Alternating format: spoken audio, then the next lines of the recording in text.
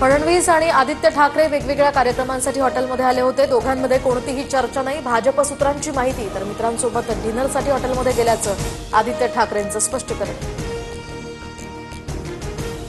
छत्रपती संभाजीनगरच्या पाथरीमध्ये 3 मुलांना अचानक लुळेपणा आल्यानं खळबळ। 3ही मुलांवर हेडगेवार रुग्णालयामध्ये उपचार सुरू।